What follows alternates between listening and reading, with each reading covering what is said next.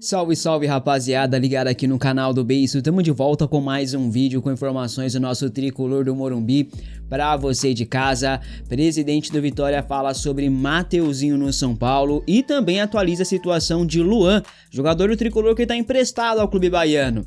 São Paulo topa negociar zagueiro aí que custou 23 milhões de reais aos cofres do tricolor, e falando em grana, 100 milhões de reais vai ser atingido aí no São Paulo. Vou te contar a força da torcida São Paulino, porque eu sempre falo que o torcedor é o maior patrocinador do clube.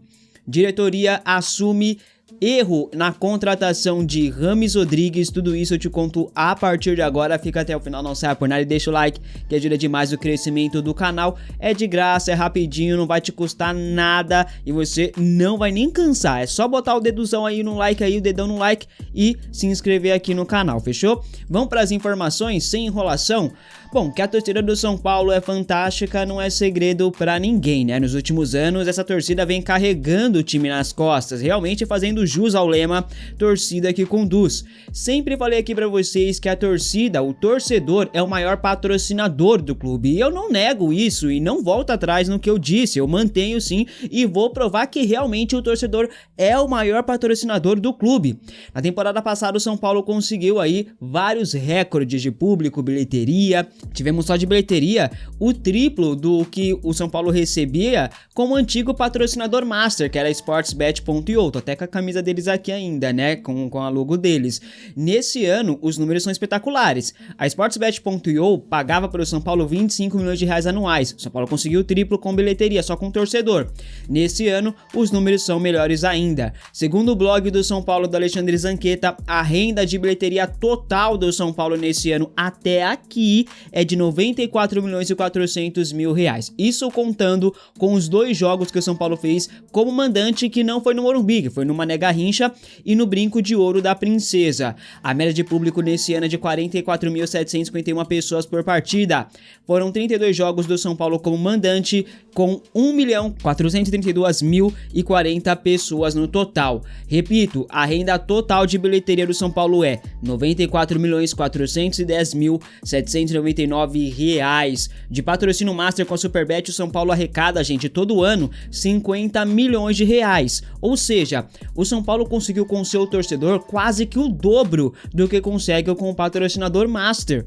É ou não é o maior patrocinador do clube o seu próprio torcedor? Comente aqui abaixo, eu quero saber a sua opinião. Será que a gente consegue ainda chegar nos 100 milhões de reais de bilheteria nesse ano? Faltam 2 jogos do São Paulo como mandante.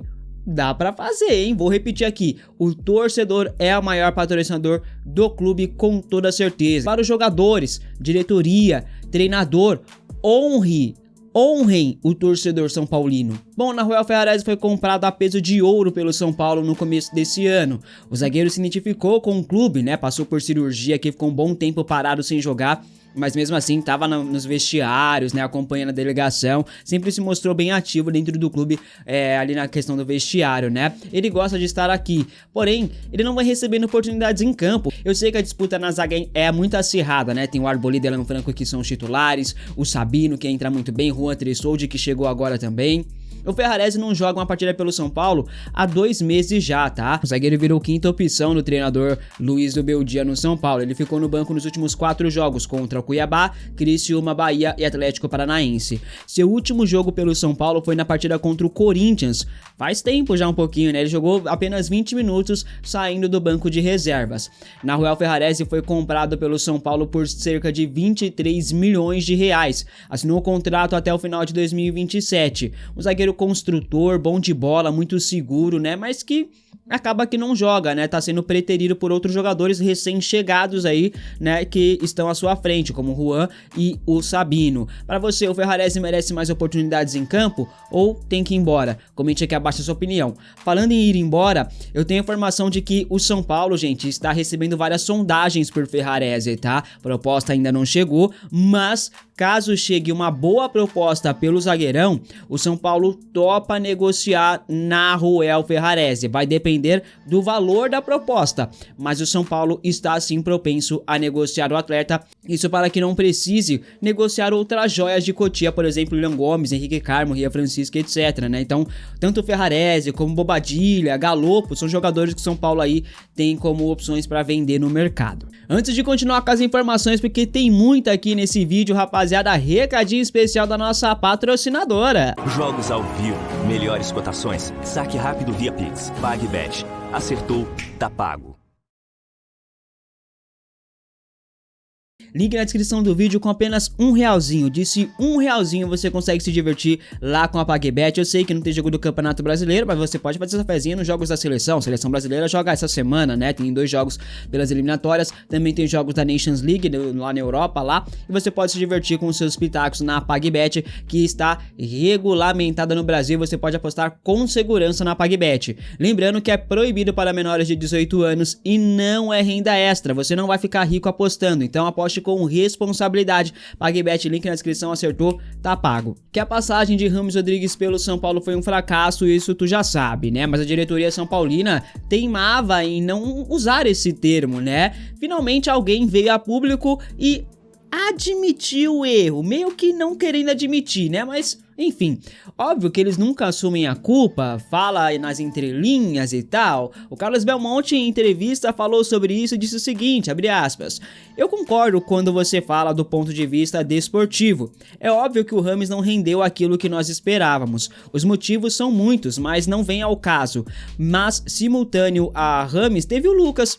São situações bastante semelhantes e também havia dúvidas. É claro que o Lucas tem toda a história aqui, mas também havia dúvidas se ele renderia e o Lucas rendeu muito. O que a gente continua fazendo é analisar, buscar alternativas. Se você pegar o pacote Rames, se ele tivesse dado certo, era baratíssimo. Quando não dá certo, óbvio que é um pacote custoso. Lucas deu certo desportivamente, o Rames não deu certo desportivamente. Pode acontecer outras vezes, mas a análise continua da mesma forma. Fecha aspas. Os caras falando o óbvio, né? É o óbvio do óbvio do óbvio. E demoraram tanto tempo assim pra falar o óbvio. Meu Deus. O Rames deixou o São Paulo no começo desse ano, no primeiro semestre desse ano, com 22 jogos, 2 gols marcados e 4 assistências. Está no Raio Vallecano. Assim como aqui, não joga por lá, só joga na seleção colombiana. Uma rescisão de contrato por lá já está sendo planejada e Rames pode ficar sem clube novamente em breve, tá? Um erro que o São Paulo cometeu e que eu espero que não cometa nunca mais com nenhum outro jogador, que analise bem e saiba, seja assertivo no mercado. Porém, o Belmonte afirmou praticamente que isso vai acontecer mais vezes, mostrando a incompetência dessa diretoria, né? Gasta muito, gasta mal. E aí se ferra, né? Falando em meia, o Mateuzinho foi especulado no São Paulo nos últimos dias e temos atualização sobre isso. Eu já falei pra vocês diversas vezes da dificuldade financeira nessa questão, né? O meia do Vitória é muito valorizado no mercado e chama a atenção de clubes brasileiros e também da Europa. Cogitaram até mesmo uma troca aí com o Luan para bater o valor da venda do Mateuzinho, da compra do Mateuzinho, seja lá do lado que você tá. O presidente do Vitória disse o seguinte sobre a questão do Luan, abre aspas: sim, inclusive já conversei com o Júlio Casares, que é meu amigo, pedindo um reempréstimo ou alguma negociação em definitivo, fecha aspas, em relação ao Luan, que tá emprestado até dezembro desse ano, quer voltar ao São Paulo, mas o Vitória quer a permanência dele por lá. Sobre Mateuzinho no São Paulo, o presidente do Vitória disse o seguinte ao Jorge Nicola, abre aspas: o Brasil todo já me sondou pelo Mateuzinho, mas não ouvi nada do São Paulo, e é zero a chance de ele ir para o tricolor. Diga à torcida do São Paulo que esqueça, fecha aspas. Então, nação, pode esquecer, não existe nenhuma chance nesse momento, a não ser que o Vitória caia para a Série B, mas eu já vou chegar nesse assunto, tá?